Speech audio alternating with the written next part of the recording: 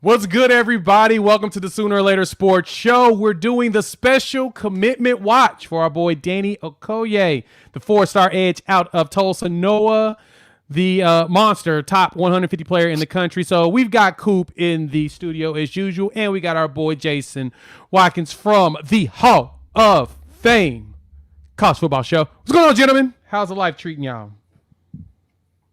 What's up, man? Thanks for having me on. Excited about this possibilities here. Yeah. We're stoked. Coop, how you feeling? Hey, for all the kids, since Chicken's not on here, I can talk about my vulnerabilities and everything like that. And I had the stomach flu for the past 2 days. I bet I'm about 4 pounds lighter. I just feel like in my neck, I can already see. If you guys don't know, I've dropped about 40 pounds this year, and it's the first time I've seen bones and veins in my neck in a while. So I didn't really go for the there's chicken right there, booger Coop. There you go. Yep. Got him, coach. Yeah, what's good, everybody? Sorry about that. We were a couple minutes late, but it don't matter. Danny's going to go live at 6:30. I've got the IG pulled up just for y'all that want to see it real quick. Got the IG up.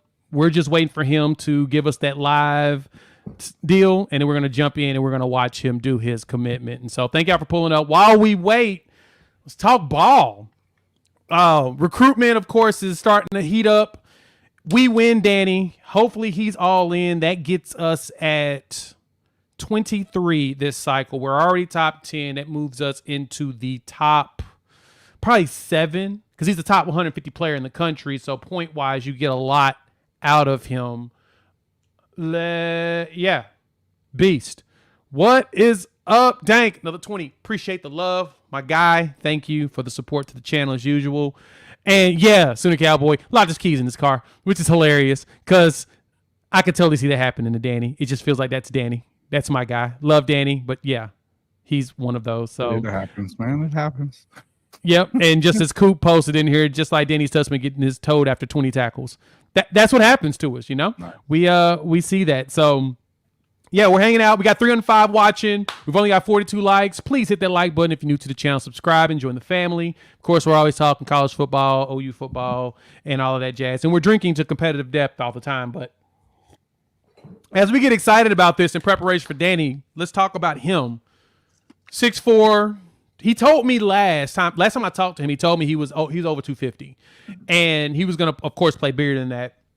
Edge. He did a deadlift of, what was that? 750 pounds at Alabama? Coop, did you see that? Yeah, I mean, deadlift is something that it is a very, very, very big plateau type of a deal. Like you get to a spot and it's hard to make big increases when you're doing deadlift. And anybody who's just tossed, I mean, and he could have probably done it a few times too. That's something that's crazy to see. And, with what would you call it? Our recent history of NFL draft picks, like, benching 225 like 6 times and stuff like that. You want to see somebody who's already got some of that Schmitty built in him before. And on top of having, a guy that's got his life put together. Topher said it, Schmitty's going to make Danny just something silly. And so this guy's probably playing defensive tackle for us, in the previous regime too. So getting monsters on the edge the power line was something of beauty way back when. Wyatt Gilmore posted that, the first film to go out, that first graphic. And so now, here we are, only in this line of work can we look at shirtless men and not be judged to share that. Right. Ain't that crazy? Ain't that crazy that you can see somebody and, it ain't weird. We see a shirtless dude going. Hold a second. I'm gonna find this video for y'all. You can watch him do a deadlift. And like I said, it's everything you could want and more. He was like 750 pounds. It was absurd. Hold up. Let me go pull it up real quick. Yeah. While you're pulling that bad boy up, if you guys saw us on I believe it was it the Nigel or was it the Stone commitment? One of those two. But Ty had brought up that, this was a guy that Nick Saban walked across the field in the middle of a bunch of stuff going on to kind of just go out of his way to just let him know that he meant a lot to him. And I mean, right now, Nick Saban just needs players. So y'all saw the caption here. Triple my body weight plus 30 pounds, 750 pounds. Y'all ready for this?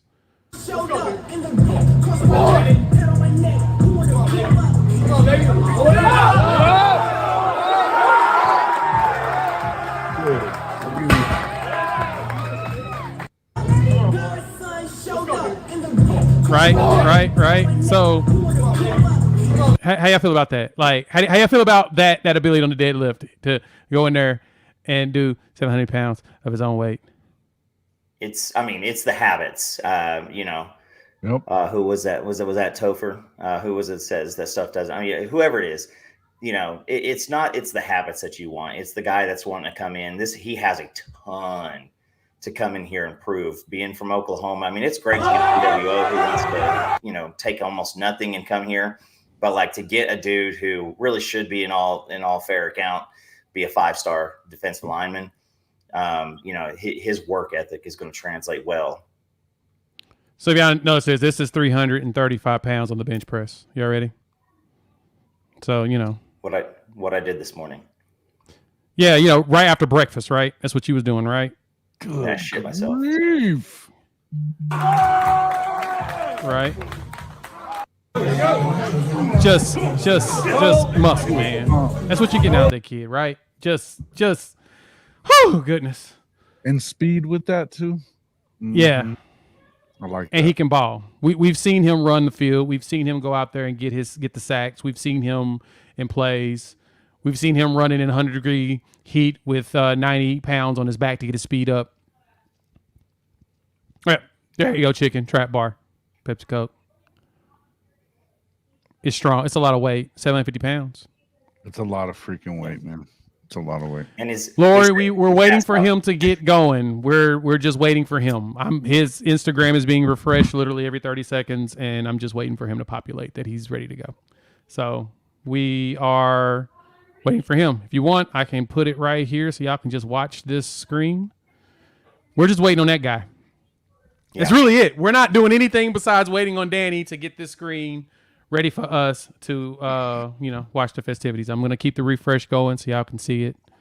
But as soon as he goes live, of course, we're going to be in here. And, yeah, if y'all stick around later, we might have a special guest populate. Maybe so. Hey, while we're waiting on this, I want to talk about Cincinnati a little bit, because where I think that I had a lot of confidence in this game. I want to tell people that, listen, don't watch that Miami of Ohio game and think that they couldn't even beat Miami of Ohio. I mean, they left so many points out on the field. This was a potential look ahead game.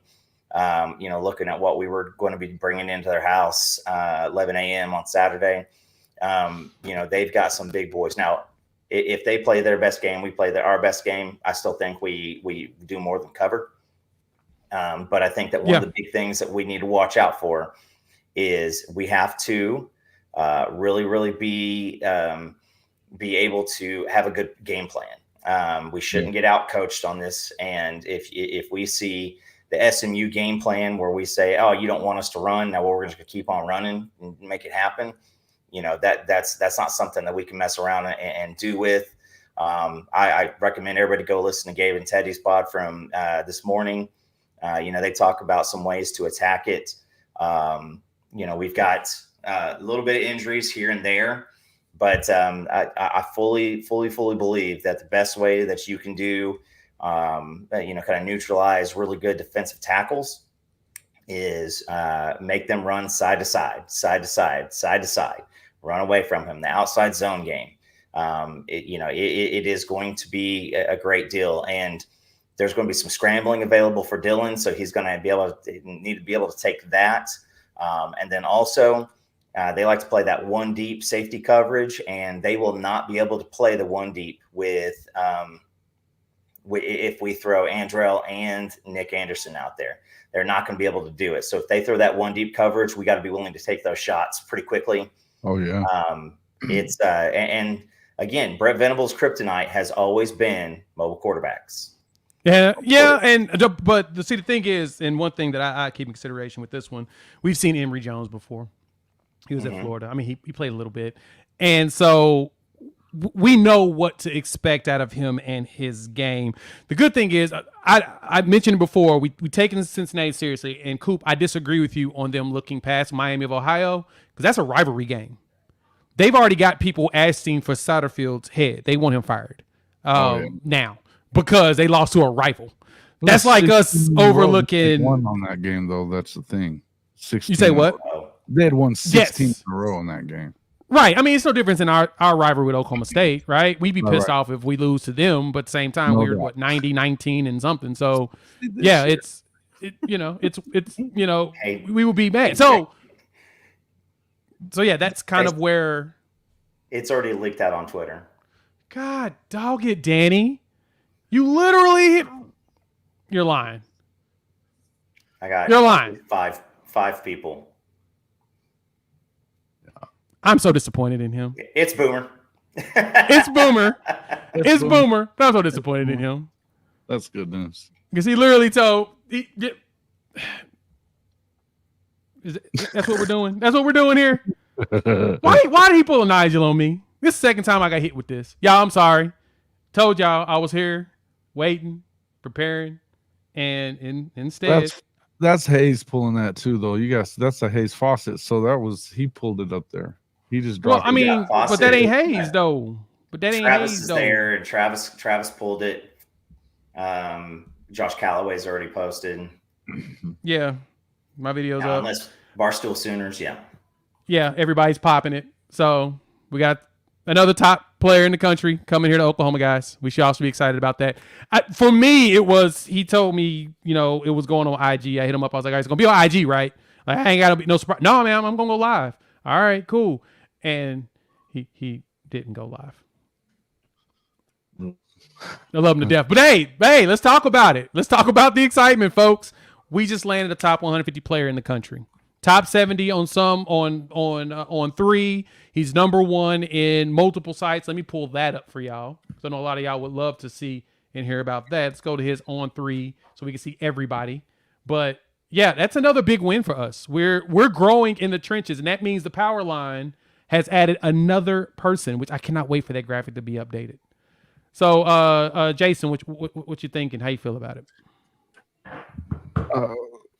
I mean, this is what everybody has been expecting and wanting and hoping for since BV got to town. It's been so many years since you've had a defense that could, dictate the game for you and make it to where you don't have to score 35, 40, 50 points, to win and to be guaranteed to win. So this is a new era for OU football. This is a new era for OU football. What we have coming along down the line, and particularly imagine what happens if they go and put up 10 or 11 wins this season like we expect them to. Right. You could end up seeing some flips. But I'm telling you, this is some kind of, like Dalton's saying, this is some kind of D-line class. I think it's already. I mean, has there ever been a better defensive line class in the history of Oklahoma football? It's been a while, man. This is. Let me take this one for Chris. No. Yeah, I mean, it's just put a little Mac Brown. Put a little Mac Brown on you. Sorry. Yeah. Yeah. Listen, I just think that's it. I think it's made it obvious what this. It's not just what the staff is doing, it's that everybody's buying into it and right along with it. They are connecting with these kids in other ways other than cash. This is not just about money. These are guys that fit into what Venables and his staff want to do. And so this is where we are. I mean, I for one, and I'm super excited about the future. Look, they made the adjustment with the portal like they needed to this past season. They're already a lot better along the defensive line. Imagine what this thing looks like in 2 years. Yeah. Wow. Obviously this is a defensive line that is going to bring a lot of fear to offenses.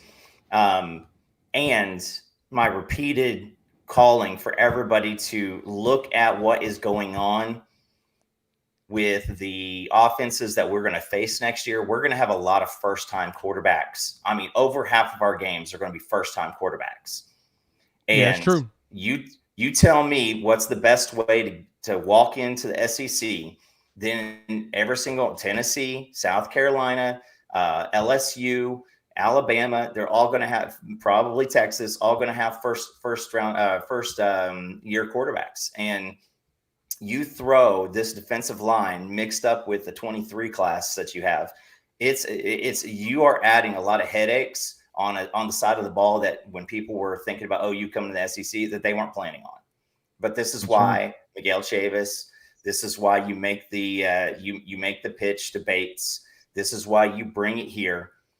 Bring Brent Venables in is because of this. And based off of, last year, you set the chips. This year, this is what we got going on. If you continue to roll it out there and you throw up a 1 or 2 loss total season or something bigger than that, now all of a sudden you've got proof in the pudding for the coaching staff, trajectory of the program, the base building of the recruiting classes from the first 2 years, and everything's out in front of you. Every single goal that you've ever had as an Oklahoma coach, player, and fan, they're all there. Right. Man, we're building something very special going towards next season. And it was mentioned in here. Who was that James mentioned about transfer portal? We don't know if they'll be first-time quarterbacks. It's probably going to be mainly because I put it like this: the schools we're going to see in the SEC mainly to make sure that they bring in their recruits. They want to bring in the guys that they want to throw the ball. I mean, there's not very many Ole Misses out there. Let's put it like that. Most of those schools have their quarterback that they want, that they're bringing in their class. Bama's going to have Julian Sand coming next year. And then, of course, they've already got Ty Simpson right now, and hopefully he pans out, or Jalen Milroe. Tennessee's got Nico. You go down the list. Most of those schools have their player. I mean, Georgia still has Beck. They still got Brock Vandegrift. They got Dylan Raiola. I'm sorry. So they've got the quarterbacks that they want, and we'll be facing a lot of young people. And those young guys are going to start. They're players that they're going to want to start them young, not because they, in some cases, want to, because they have to, but they also feel like they're the best player out there. So the anticipation is we're going to have a lot of them out there. But this is Danny out here just being violent. The best part about Okoye is he's violent, man. He is violent. Like, that's his best feature, man. I talked about it in my video. He loves to run him over. And so this is his junior year stuff. I got some from this season, but he got hurt. He hurt his shoulder, and he's been out the last couple of games. But yeah, we're definitely gonna be, watching some of that later. But yes, Mr. E, we are still talking to young Williams Nwaneri. There was about like 4 articles that's gone out and asked the question, is Oklahoma still going to be going after him? Yeah. And supposedly we're still talking, still having conversations. If you notice, he still wears Oklahoma gloves at home and on the road. He says it's to match his jersey, but it's not. He rocks them. So they may have a good relationship. They may be building something. We'll see. So all I know is this staff is recruiting like crazy. I think he has money to get gloves that match, that actually match. And let's just go out on a limb and say at least Summit North is a pretty wealthy school system. It's not like he also doesn't have several pair of red and black, red and white cleats, gloves, hats, jock straps, whatever. I mean, everything that he's going to need, he has already. Yeah. Yeah, exactly. They've got everything they need. And he likes rocking his Oklahoma gear, which I'm not mad. I am all for him doing that. So you're not going to hear me complain. Oh. But no, look at just the violence, man. Look, doesn't it warm your heart to see that we're getting players like this that does the trap bar at 750 pounds, lifting, while also going out there and hitting people really hard? Yeah. I mean, and with speed. And he's fast. Long. Yes. Hey, so listen to what goes with him. So, and I'm probably forgetting somebody in here, but Marcus Strong, I think I don't have in here. But let's start out with 23, Danny Solly, 6'2", 389, right up the middle. Yeah, he's going to be nice. Drop some LBs, but he is going to eat up some folks in the middle. PJ, 6'4", 240. I think he's already up a few pounds on that beast. Taylor Wine, 6'5", 245. Heim, you can throw him as an edge type of a guy out there, 6'5", 190. Nesta, 6'5", 235. Gilmore, 6'4", 250. Jaden Jackson, 6'2", 295. Nigel Smith, 6'5", 260. David Stone, 6'4", 282. All high school weights prior to Smitty. Mm-hmm. So what's, when you saw a guy like a Derek LeBlanc come in, really think that it's time to come in, get his, and be a factor right up front. We need every single one of these guys to come in and say, listen, I know what I did in high school. Let's roll. Let's go. Let's get to work. And I think most of these cats are going to be early enrollees. They're going to come in here, get the Schmitty built, hopefully be a part of the bowl season and get to see some of that.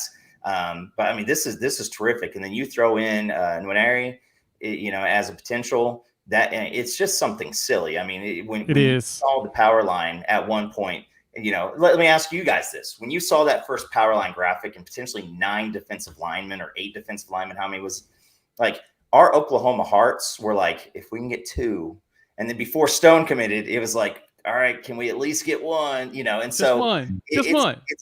It's crazy that you're still sitting here, and one person's committed-ish. And one person still isn't on that graphic.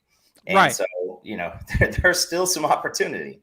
Now, we know that graphic's going to be nice and full. I can't wait for the new one to drop. I'm anticipating it dropping sometime in the next hour or two. And gosh. Yeah, where's the power line? I got to personally say, when I saw the power line graphic, at one point we had a lot to work up to get to that spot. I mean, I just did not think that Okoye was going to be part of the class, at that point in time when that first graphic came out. I thought there would probably be a little bit better chance for homeboy down in, who's favored to go to Texas. Jaden Jackson wasn't a real possibility at that time. These guys have done work. If you ever think that, David Stone wasn't out there recruiting and working on folks prior to his commitment, you haven't been paying attention to the 92 times he came to campus and the visits that he came with folks. And even that last deal where they're playing dodgeball and Danny looks like a bully on the playground, just, destroying people that are older and bigger than him. This is some athleticism, guys. And the defensive, the fear of Oklahoma's defense, we're starting to hear a little something about it this year. And we haven't even got the Joes yet to really come in and do it. Oh, that's a great one. Kim, thank you for pointing that out. We've moved up into what's that top 5 status in On 3 right now. So let me go look at that real quick. Let's pull it up. Why not pull it up so we can all just talk about it, right? We're on here. So right now, looks like On 3 has us in their team ranking as 8th with 23. We are 5 in Rivals. We're 5 on Rivals. Let me go pull up Rivals real quick and see what that looks like. What it looks like, I'm going to put 247 while you got Rivals. And we won't see ESPN's change. They don't change theirs until like at the end of the season or something like that. We're 9th on 247. So we like dropped one spot, which is weird, but okay. I don't know. We're top 10. We're top 10 right now, and we're not done. We still got like 3 or 4 more elite. Well, we probably got at least 5 more commitments waiting. If we're being, honest. So yeah, Rivals got us as 5th. Yeah, no, Mr. Bowen, we brought up Danny. Danny's got some work to put in, and that's something silly. It is something silly to even just think that, this class has got some underrated offensive guys on it. And I mean, Wyatt Gilmore, expect to see him make a push here pretty quickly. He is going to be making pushes. Devon Mitchell, he's also going to be making some pushes because he's going to be pushing towards that 5-star range too. That's true. That's funny. Hey, what's up, Shotty? I'm glad you was able to pull up on Jason's channel, man. Thanks for pulling up and joining us. You asked the question, can we keep them and develop them? I mean, have you never heard of Todd Bates and Brent Venables before. Yeah, that's what I asked him back. I was like, well, did they do it at Clemson? Yeah, it's the same. We literally took Clemson's entire defensive staff. So now all they're doing is bringing in the players that they need so they can continue to do this. And I'm waiting for this special guest to pull up. He said about 7:15. So if y'all can stick around and hang out with us talking ball, drop your comments in the comment section. We'll gladly address them and add them to the stream and talk about it. But right now, Oklahoma is sitting at 5th in on Rivals, which is pretty good, and then top 10 in the other two sites. So I guess we got to just wait for the calculations to populate up for what's this 247 and on 3 fully. But yeah, we're moving on up, which is you can't beat that. And it looks like Alabama jumped up real high. Did they just add a commitment recently? I don't recall hearing them getting a commitment, but I digress. We're moving up.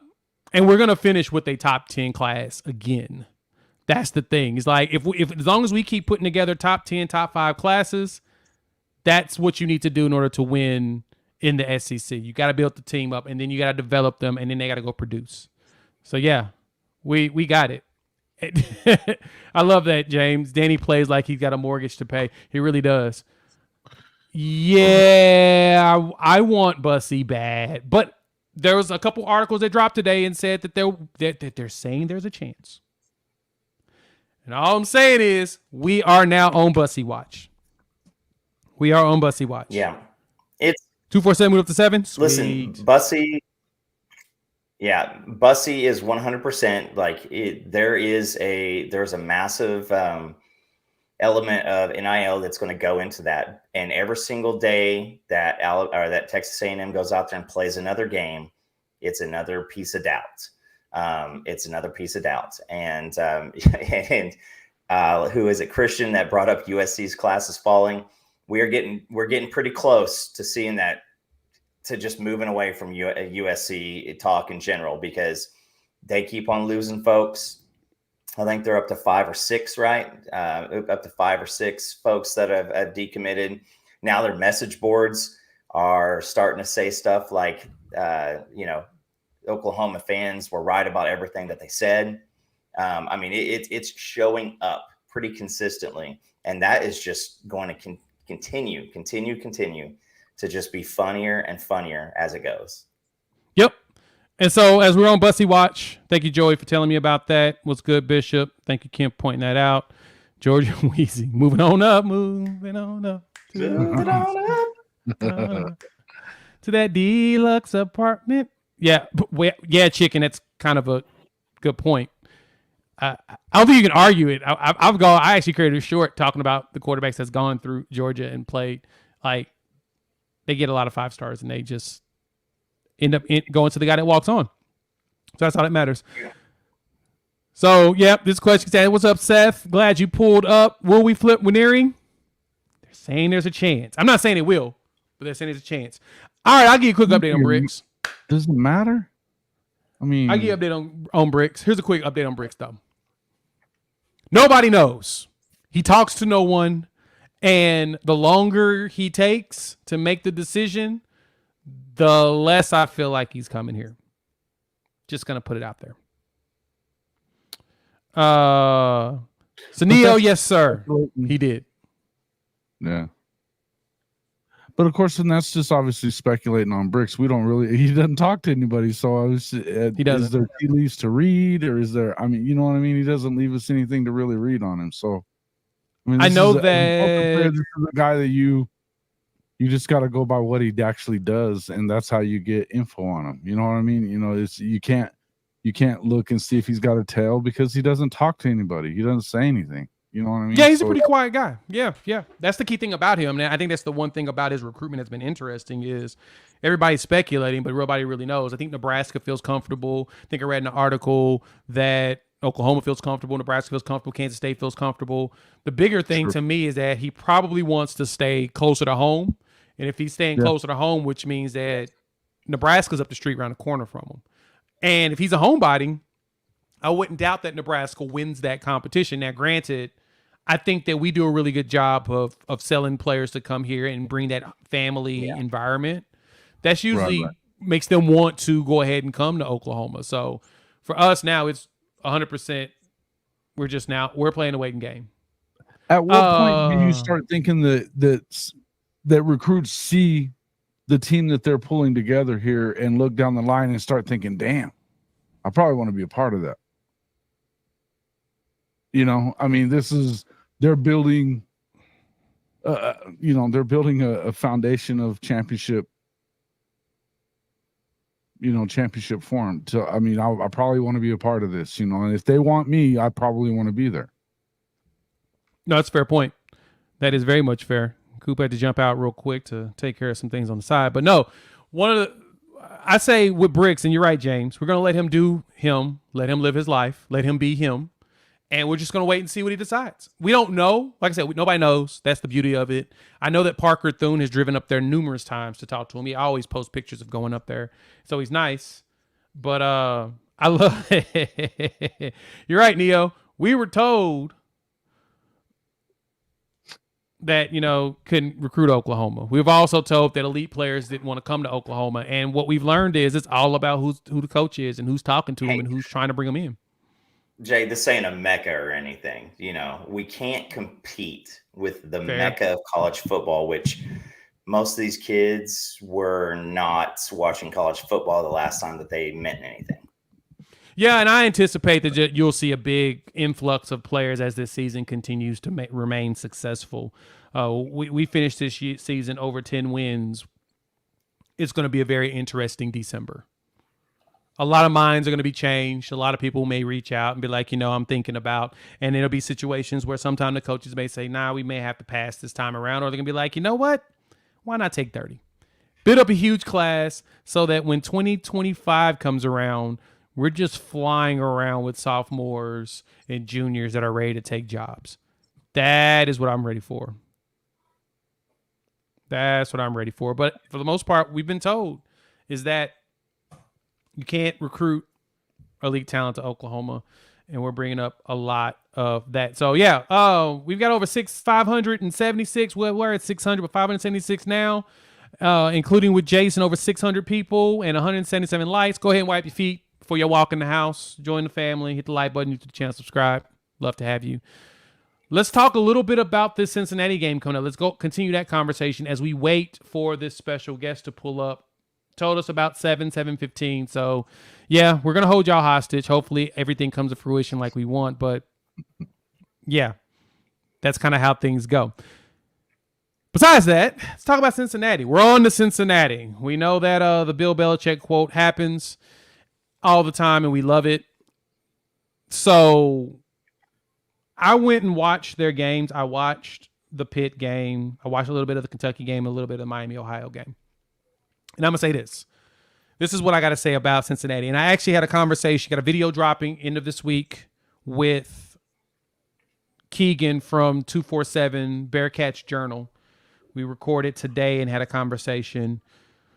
Cincinnati, of course, did not anticipate their team to be as good as they are. But at the same time, there's a lot of flaws that we can exploit. Like the Miami-Ohio game, deep passes.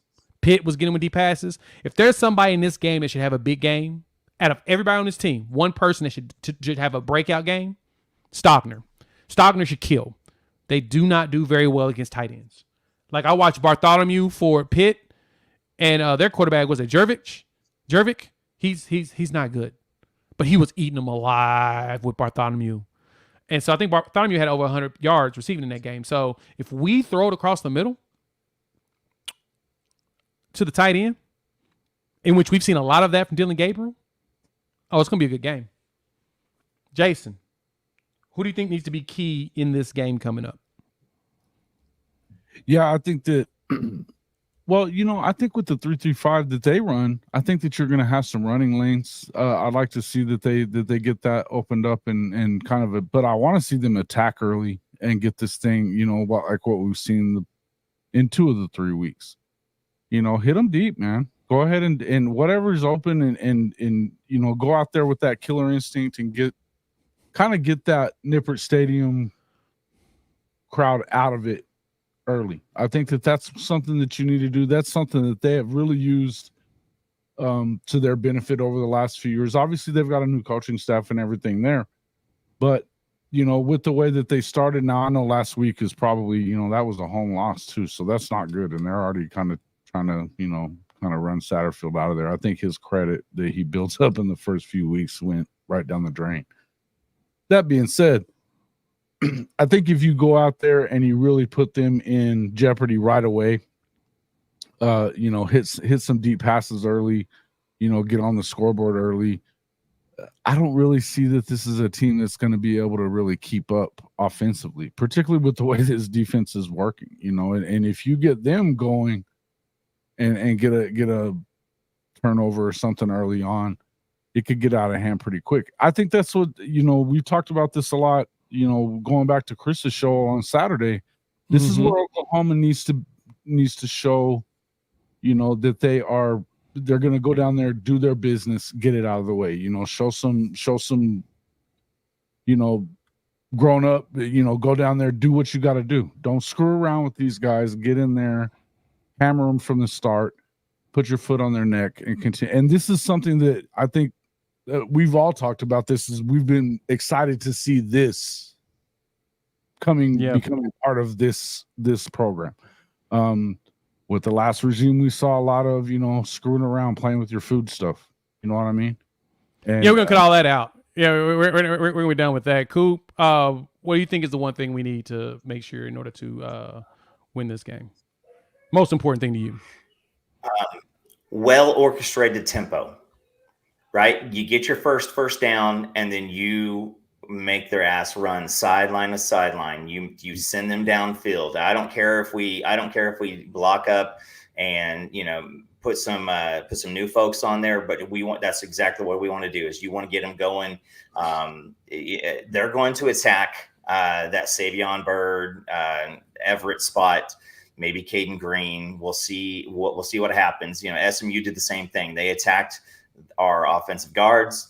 And that's all we need is you need to plan that's going to happen. And so whether it is coming out, running some of the outside zone, running to the outside, you're wanting to get Freeman and Stoops, moving with those option routes over the middle or those quick breakouts. Dylan Gabriel's going to have the opportunity to step up and run for some yards. The Miami of Ohio quarterback, he can scoot a little bit better than Gabriel can, but if Gabriel's getting 6, 7, 8 yards of play, that's completely fine also. So I just think that hitting that tempo is probably the best thing, is because you want to get them worn out, but it's got to be the appropriate right. You can't do first down, second down, third down, turn the ball, kick it, get it out, and then let's start all over again and keep our defense out on the field. We got to do that.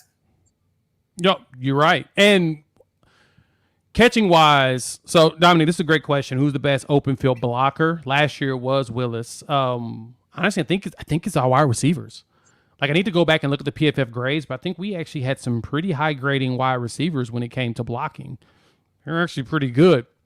But the other thing that Cincy has a problem with now, granted, we're going to get Big 12 refs here, so take this with a large spoonful of salt. Shit. Their secondary is not good. Like, they were giving a big play after big play after big play. And one of the things that they always plague themselves with, guys, pass interference. One of the dudes got like 3 of them in a game. Yeah. They turned a lot. I believe it might be one of their defensive backs. This guy got picked on quite a bit. I think it was maybe number 12. I'm going to have to go and look at the film again. But when I was watching it, I put a note down that we want to hear this guy's name quite a bit. And whether that is making him, running some of these routes to where he has to come up and tackle right off the bat, and then setting his eyes up to where he is ready to come up, because he will panic, he will grab, and he will pass interfere, and it will happen.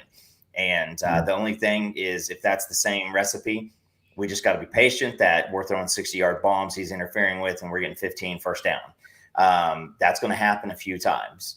And the wide receivers, these guys, listen, you don't find your way on the field if you're not a good blocker. So these guys are the ones that are making it happen. I like it. That's kind of cool. I'm not gonna lie. That's a lot cooler than I thought. That's a pretty dope graphic. Whoever made that, y'all get like a lot of. Oh, that's just Jaden Jackson's Twitter account too. So props, bro. Props. I like that.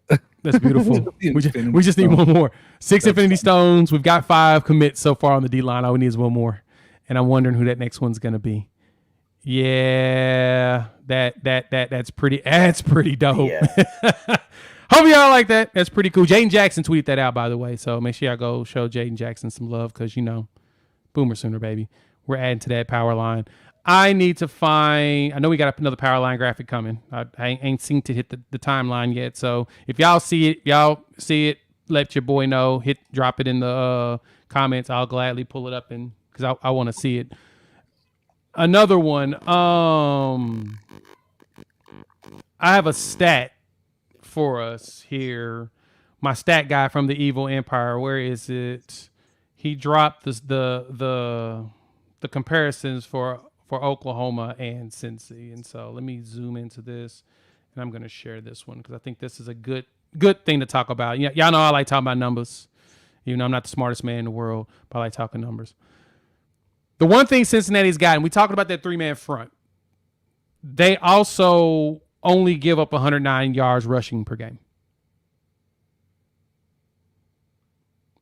which is pretty good. Like they don't give up very many running yards. They do a very good job of defending the run. And so for us, what we're going to have to do if we're going to be successful in this game is we're probably going to have to figure out how to run on that rush.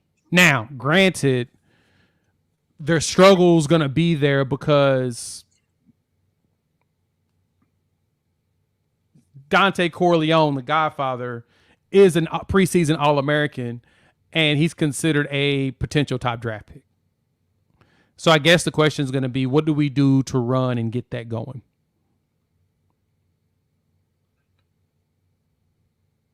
I think that Jason? I think that you take advantage of open running lanes that, the 3-5 will give you. Now, obviously, that means that you've got more linebackers and secondary guys that are going to be moving up into the box. But I think that a lot of it's going to have to do with how you go about it. I don't think that you have to rush it. I don't think that you have to force it right away. I think that you take what they give you to start with. If they're going to give you the deep ball, throw the deep ball. And I think that we've done a better job of pass blocking anyway. So, get it out there and do whatever's open. And I think that that's where it's one thing to script your offense and stuff like that. And I generally don't have a problem with that overall.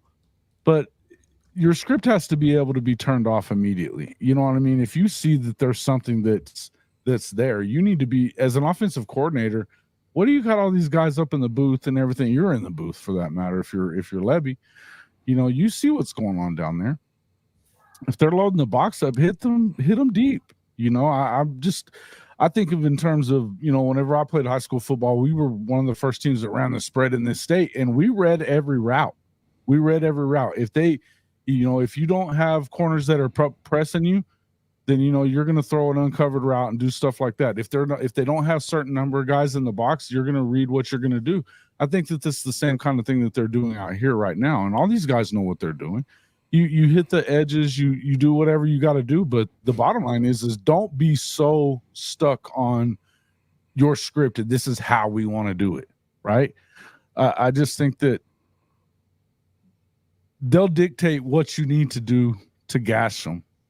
So if they're early playing in the box, then go hit them deep. That's how you get on top of them anyway. So that's fine, and if they're backed up into coverage thinking that you're going to do that, then go ahead and hit and hit them in the running game. And I think that we have enough running backs that we should be able to do that as well. I don't know. Cool. Yeah. We've got those options. We could do it. Cool. Running the ball. How you feel like we can make that happen?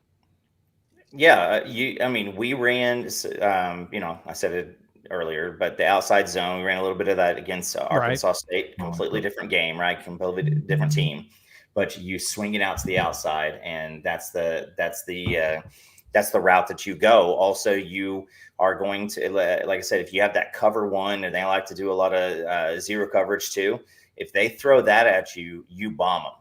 You bomb them to hell, and you send it deep.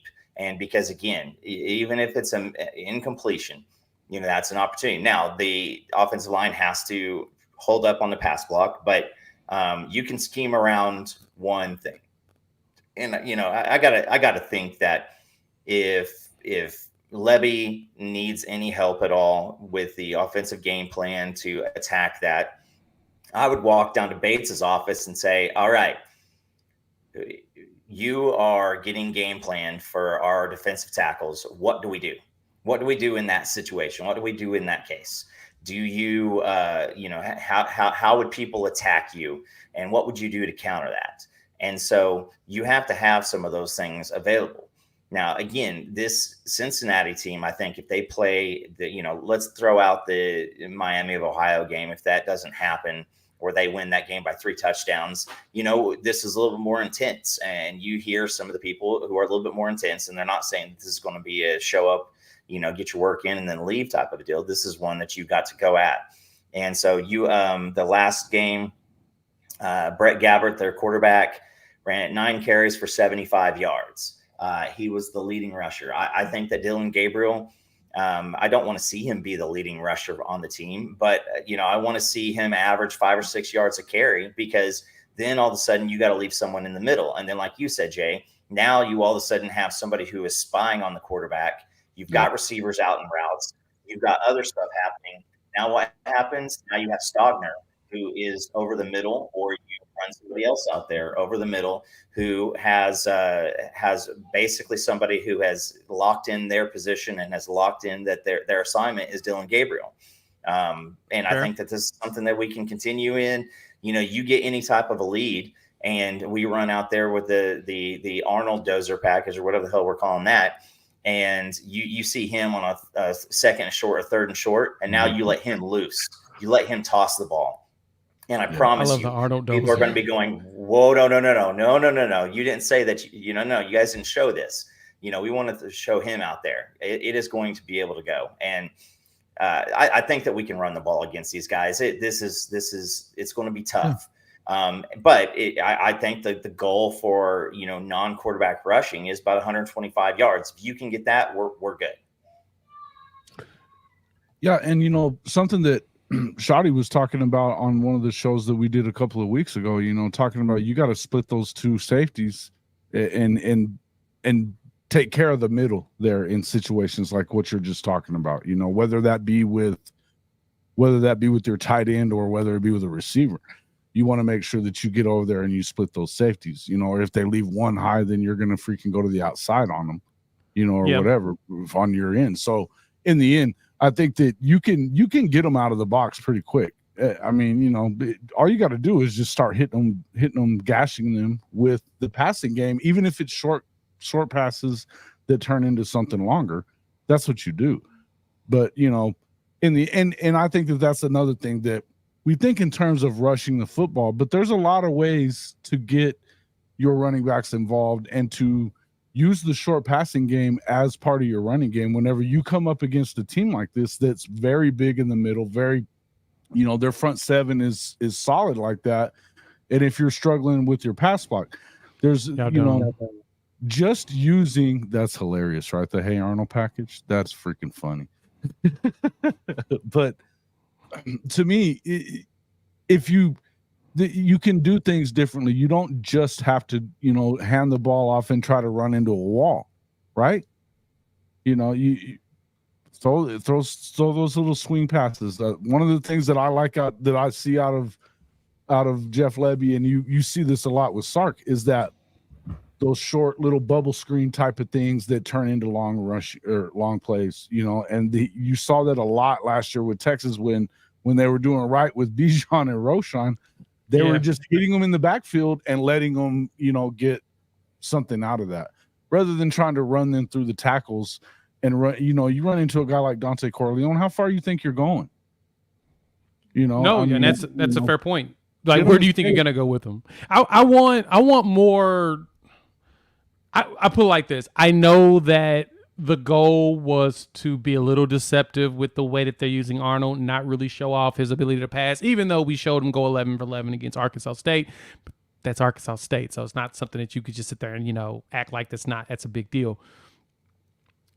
There's got to be some deception in there in preparation for him coming in when we play later in the season, if we have him play later in the season. I know they have more packages where you're going to see Arnold throw the ball. You'll see probably him go in there, him and Dylan Gabriel switch spots, and then he throws a ball deep to somebody else, while at the same time leveraging his running ability, because he's a scrambler. He's a quarterback that's probably going to run for over 500 yards in the season. He's one of those. He may even go for closer to 8. He's a scrambler. He's really good at it. So yeah, we're here in the thought of we need to stop the bulldozer type offense because he's not 240 pounds. But at the same time, it feels like there's more of a deception piece to it than it is actually them doing that because he, that's the only thing he can do with them, I guess you could say. But I digress. I like the comment here from Clay. J.A. accidentally throwing a perfect ball every game really gives away the talent Lovey's been trying to. Clay, you're right. Touche. You're 100% right. I will admit to that.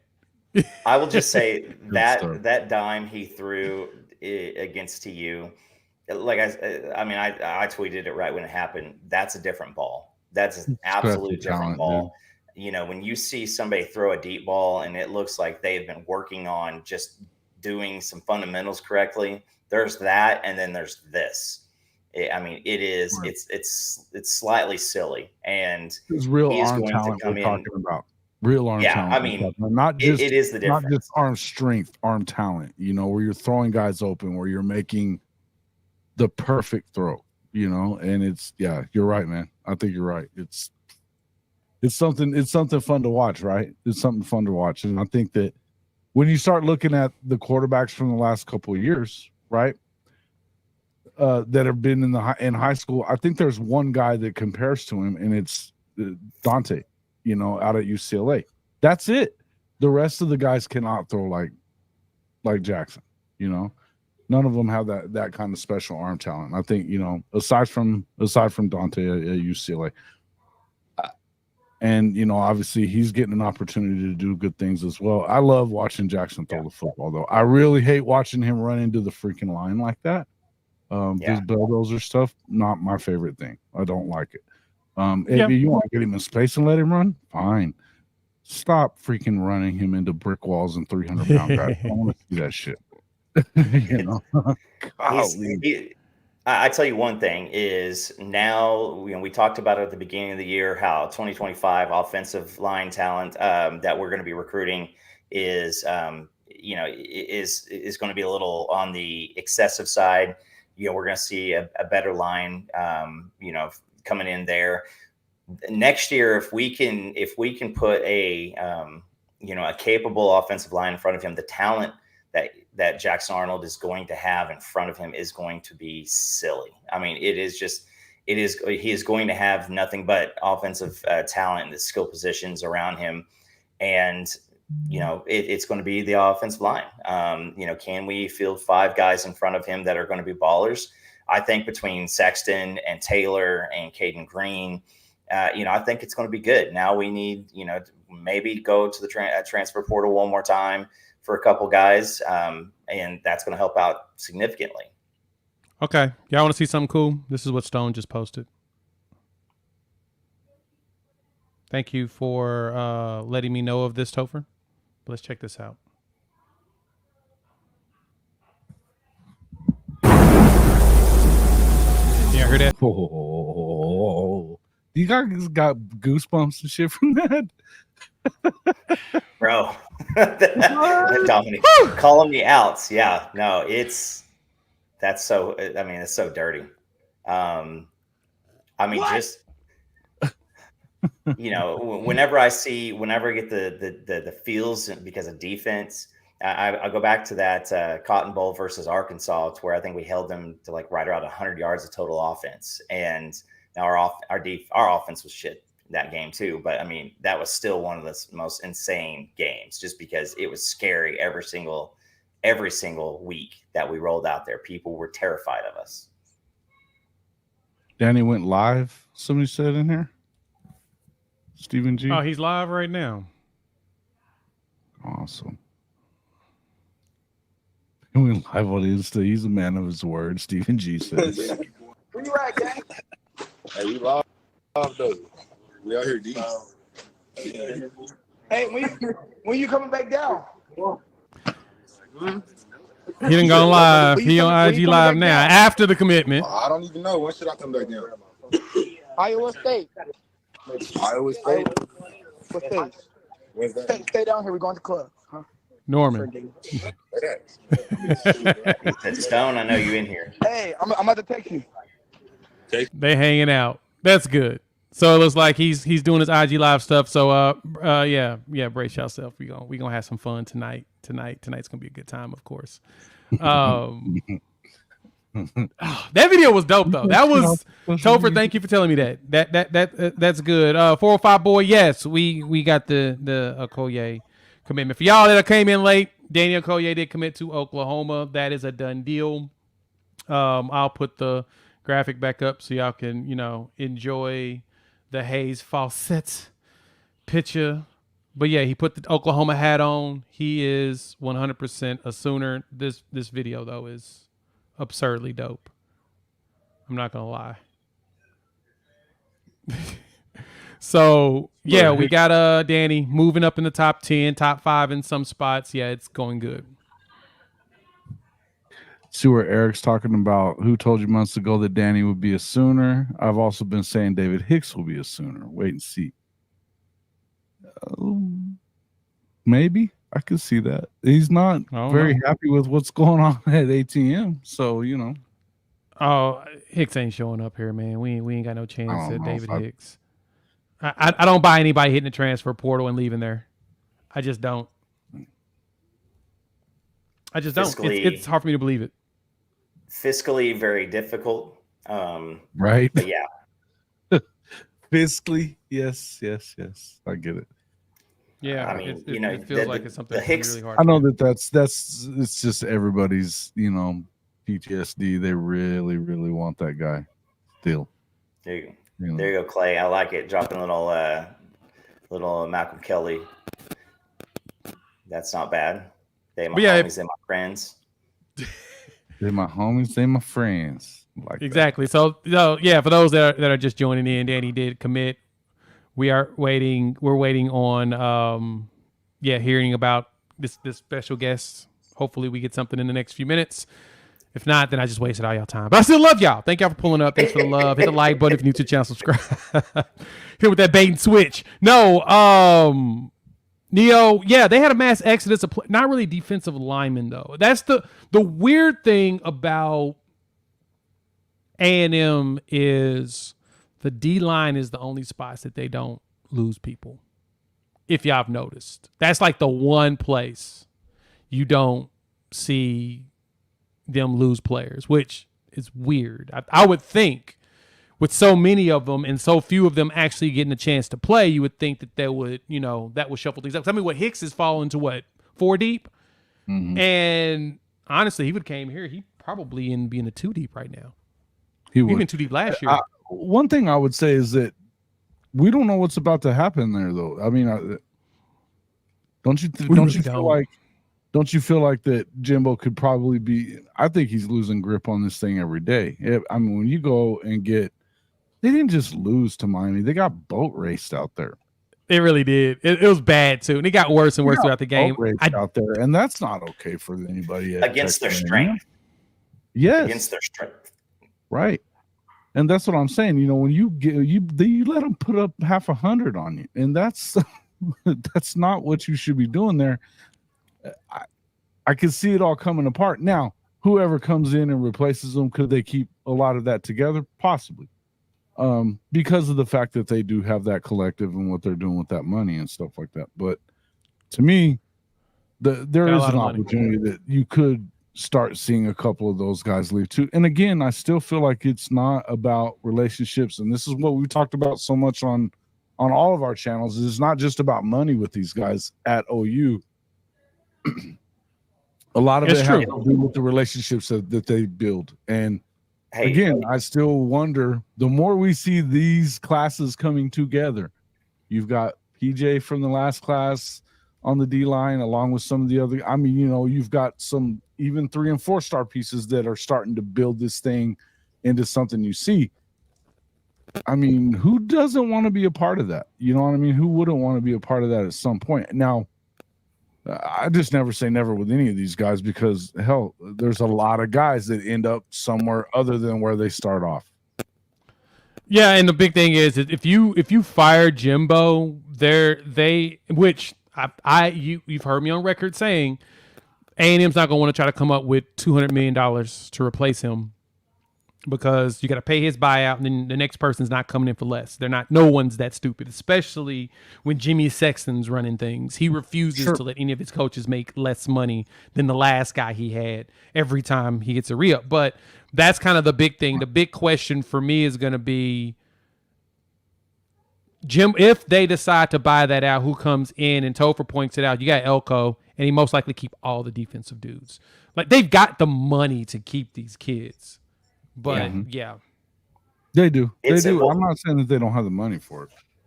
right. I think we'll know what's going on at Texas A&M over the next 5 weeks, because they got Auburn at home, Arkansas at home, and it's neutral location, but Bama, Tennessee, South Carolina, and they're going to be going in Ole Miss, Mississippi State, Abilene Christian, LSU, and don't be surprised. Do not be surprised, because if they do try to wrangle in somebody big, I mean, they're going to make one of the first calls is going to be somebody out in Boulder. And I don't think that they're going to, I mean, I don't know. I don't know if they'd go after Tebow, because I think Tebow is probably looks at that recruiting budget and is enticed by it. But you got to think that he's probably going to bolt for the NFL, because there's a lot of people saying that Arizona is going to tank and try to pull him. No, that's right, and it's fair. That's kind of one of you got. It's all about who they're going to be able to replace this dude with, and if that person's going to be able to keep a lot of these players. And honestly, with the money that they've got in the bag, it's going to be the tough part. It's can you outbid and get them to change their mind and leave? That's the tough part, I guess you could say. That's what I would look at when it came to. I don't know, and the part that I would agree with you on that part of it is would be even do that. I don't even think that. I mean, look, he hasn't been huge in the transfer portal for guys that are leaving for whatever reason.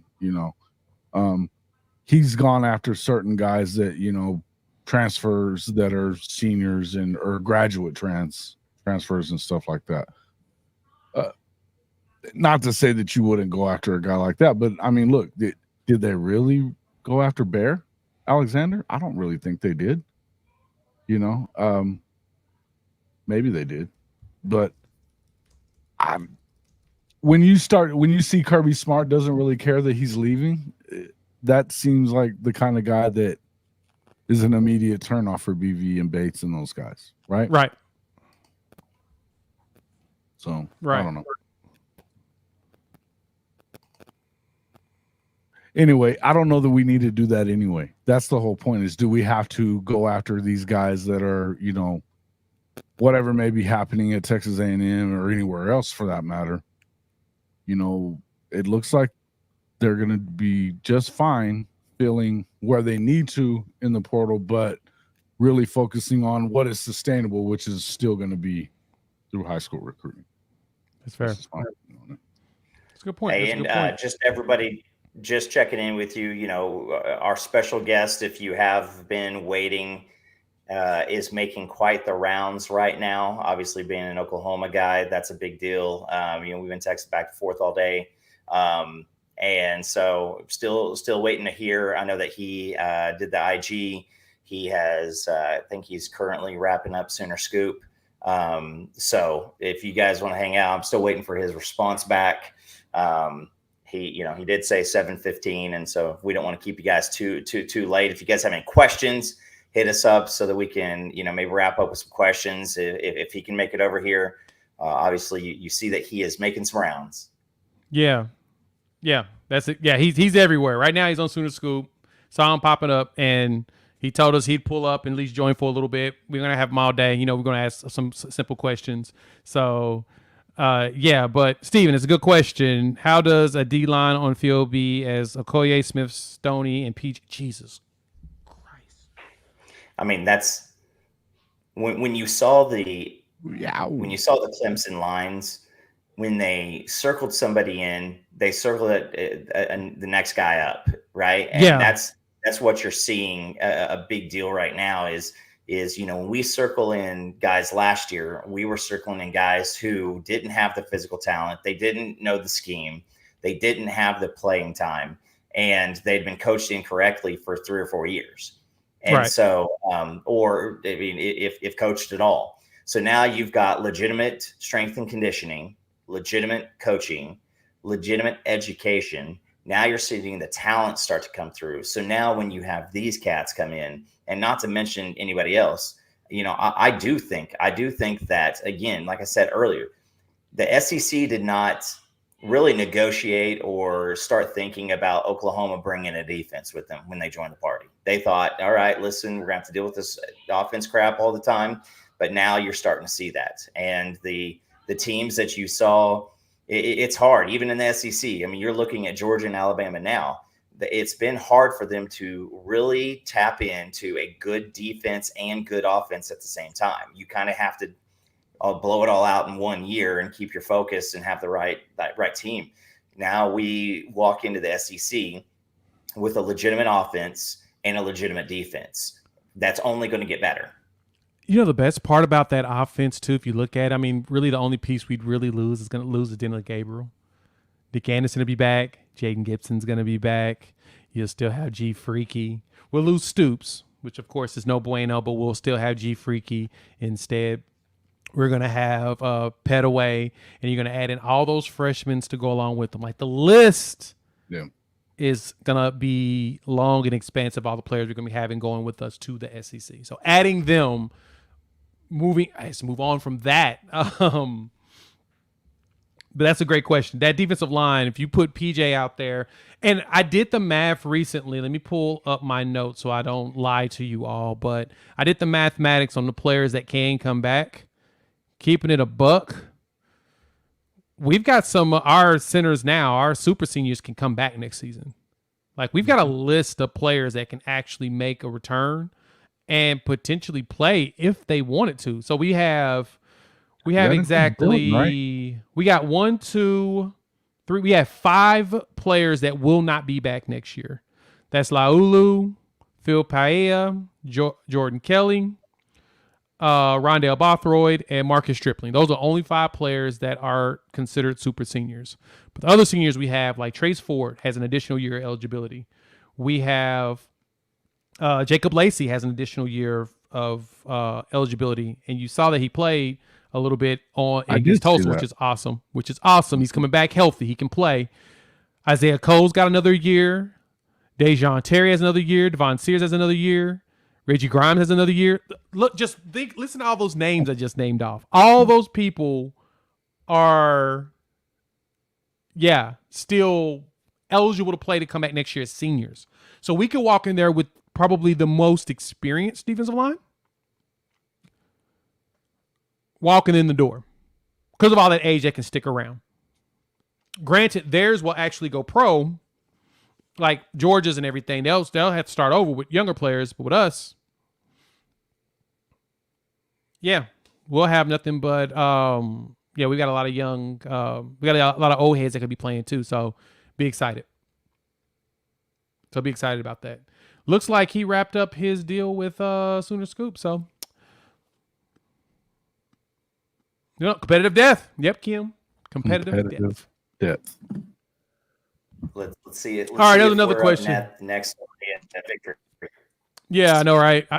Hoping, we're not kind of a big deal yet. People don't know us fully, but we'll get to that point where we can get people to just populate for us day one. So thank y'all for just chilling with us. The 300 and some people that are still hanging out. Thank y'all so much. We appreciate y'all just hanging out with what we're doing and just talking ball. But there was another question here that I thought was pretty funny. Let me go find it real quick. But yeah, make sure y'all wipe y'all's feet on both channels. I know if y'all on Hall of Fame, swipe your feet. Wipe your feet here as well. We want y'all to definitely take care of that. James, you asked this question. You went a little personal on me. You went a little personal. Jay, how many novel t-shirts do you have? One for each day of the year? No, James. I actually have enough shirts to last me 3 years. I did an inventory back in January. I probably have over 1,000 t-shirts with random stuff on it. That's my narcotic of choice. And that's no joke. That's absolutely no joke. I did an inventory in January and I've added more since. That's what my family gets me now. That's become the gift to give me. If it's a t-shirt that's just, something that just jumps out and says my name, what do? They order for your boy. So it's insane, Eric. It is insane. My collection is stupid. You can just look at my closet, man. It's wild. I have like an entire wall with baskets of just t-shirts. And it's just full with like 20 t-shirts in each.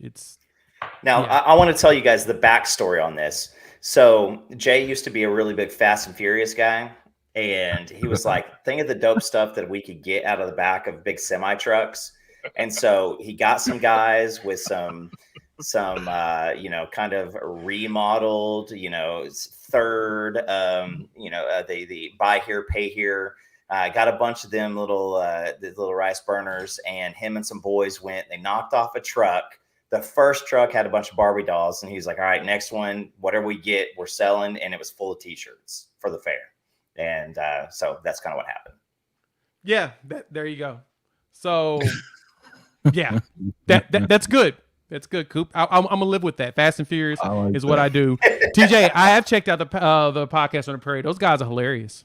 Y'all go watch the players and support them. They're funny. They're good. They have a good time, and they make it's definitely something for y'all to check out, especially if you want Sooner content, something directly from them. It's all point. Bishop always showing the love. We appreciate that. Yeah. Throw them fives across the board. Boom, boom, boom, boom, boom. Appreciate Clay, that's the only way that you can get t-shirts outside of getting that weird chemical smell from like Ross or whatever. Yeah, the chemical smell at Ross is kind of a bad thing. You gotta.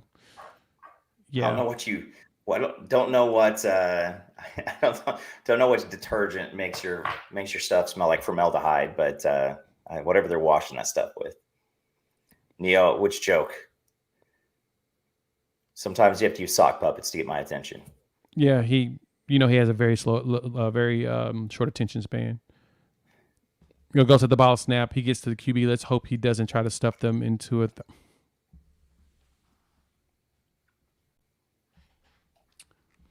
Yeah. There's that. The I have not heard back from our boy here, so thank you. I appreciate it. Man, look at that. I appreciate it, Eric. I think that for all of you guys, like obviously we do this for you all, and so we appreciate it and appreciate you guys, pulling up. And if we can't get him on here in the next few seconds, I'm gonna hold it over his head and make him do a record with us. But just so you know, I did ask him and Nigel if they'd be willing to both come on at the same time and talk about it, and the response was something fun. So. So hopefully something like that can be happening. Maybe like an entire power line pod. That's a great idea. Is he going to be early enrollee? That's a good question, Mike. I think he would be considered. I think he's going to be an early enrollee. He is homeschooled, so I think that's something that he can make happen. I can totally see that happening out of him. No lie. That sounds like something would happen. Huh?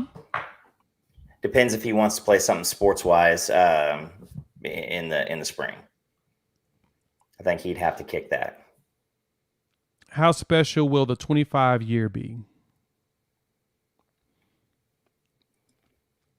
When I think about the players that will be playing in the 2025 season, oh man, you'll have a junior Jackson Arnold. That'll be his last year here. I anticipate he's a 3-year guy. He's not going to last longer than 3 years. You'll have Barnes or Sawchuk. One of them will probably still be here, or they may both still be here. They may both go ahead and be seniors. And then you'll have the rest of the backfield with Hicks and Smothers, Caleb Hicks and Smothers.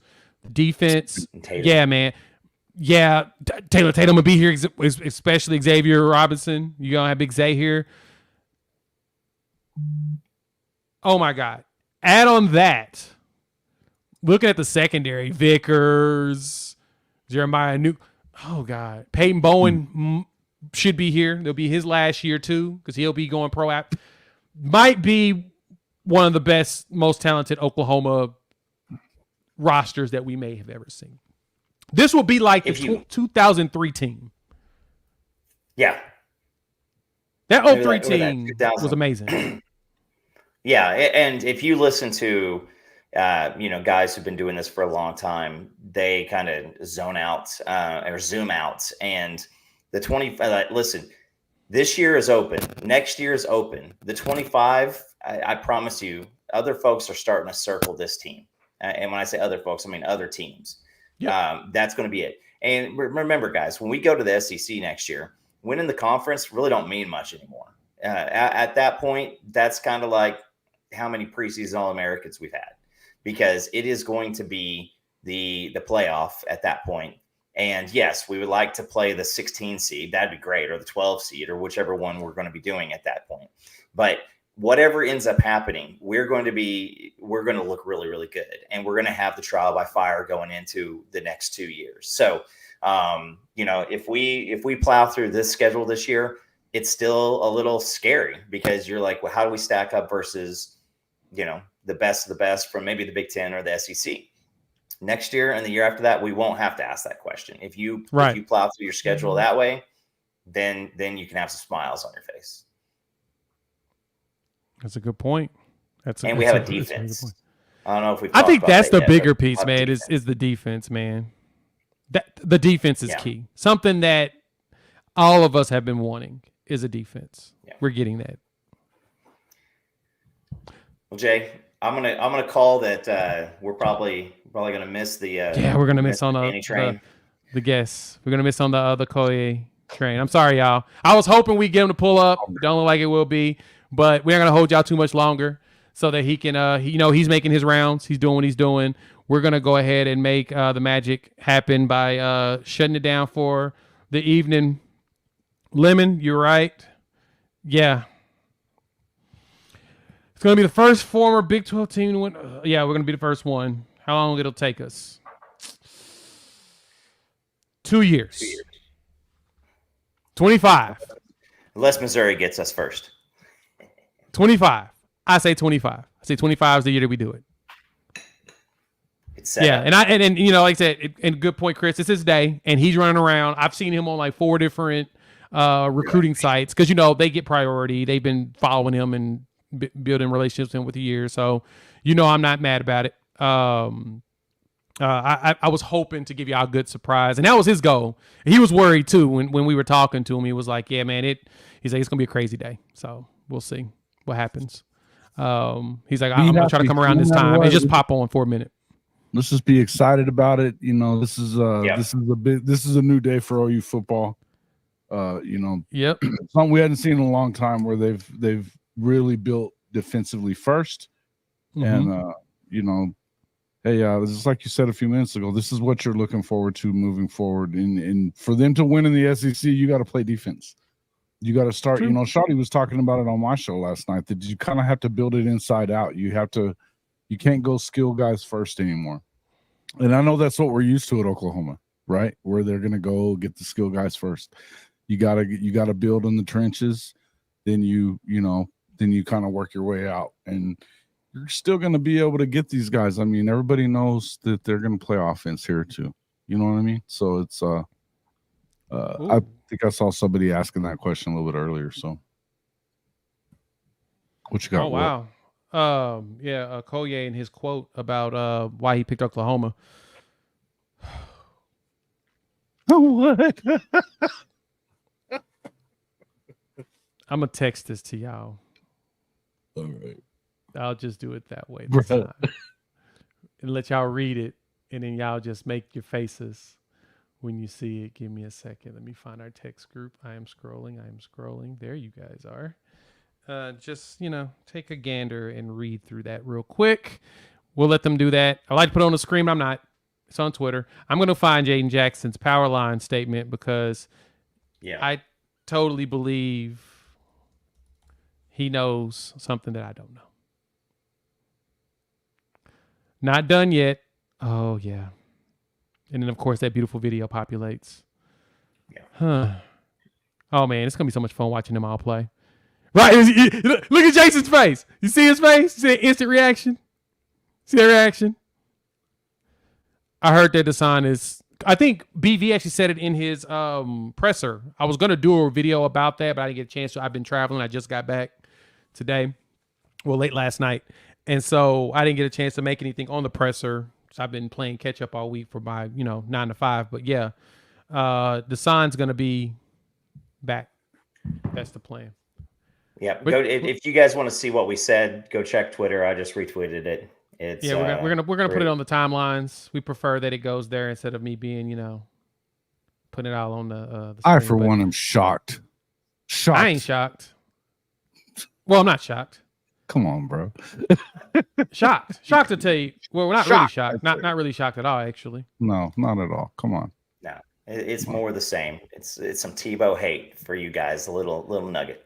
Yeah, if you're in the Discord, which the link is in the description below, I just posted it in the Discord underneath our recruiting, so y'all can kind of see what Okoye said. No need for me to throw. I try to keep as little Riley on my channel as possible. That's why y'all don't hear me talking about like the suspended reporter and all of that. Jason takes care of that for y'all. I try to stay out of it. I want less and less of him in my life if I can handle it. And so if you join the Discord, make sure you go to rules and you click on the check mark, and then you can see all the channels populate. But we in there hanging out, we talk noise, we have a good time, we're respectful. We all can show that we can disagree in a respectful way and have fun while doing it as Sooner fans. We don't go crazy on each other, which is great. So check it out. I just posted it, and it's Man, I know. It's on Twitter and it's on the Discord if you want to see it. Yeah. I've put it on both places. Like I said, just but it's a quote. I can't think of where he quoted it from though. It's from one of the recruiting sites, and because I don't know which one it is, I like to credit them too. So, but it's on Twitter, so y'all can do it. Y'all can check it out. It's right there. It's kind of like, wow. It's one of those that get your attention. You're like, what? It's a little, overall, it's not shocking. On a little shade, but it ain't shocking. And what he said ain't none of it shocking. Shock you? No, we've heard this a lot. If he'd have been a 3 or 4, even a 3 or 4 star receiver, he'd have been seeing Lincoln Riley. Right. Sorry. He never saw him. And that's really it. But there's more details in it if y'all can read and let Danny's words be the words. But as much as I want to keep y'all here and hold y'all hostage, I'm not going to do that to y'all. It's all love. I love y'all. But this evening, y'all get some dinner, put something in your system. Coop has been fighting the cooties, so he's finally getting his energy back. So we're glad to see his face. I'm going to make sure to post this bad boy on the account so everybody can listen to it via audio. Well, actually, I probably won't post the audio version of this one. Why? Mine is Unfair Sports. Just search at Unfair Sports. Hold a second. I'll make it easy for you. Say, see, Coop jumped. He had to go take care of. He had a bathroom break he need to go do. Give me just a second. There it is. There's the graphic. That's the Twitter account at Unfair Sports. The IG is Unfair_sports. And just reposted Jason just reposted it as well, so it's there. So there you go. It's right there on the screen. At Unfair Sports at Twitter. And then, of course, we'll be live Sunday at 6. We'll recap the games. I make sure I do my morning after I sleep on it and rewatch the game, give y'all a morning after recap, and then we'll just discuss it as a collective. Not sure if we have a guest this week. We'll see. But that's really it. I'll let y'all have the rest of y'all evening. Thank y'all for coming out. Jason, thank you for pulling up as usual. Absolutely. Y'all go follow Hall of Fame College Football. We kicked it like we always do. And with that, we'll chop it up a few days. Appreciate Thank you, everybody. having me. We'll talk very, very soon. Peace.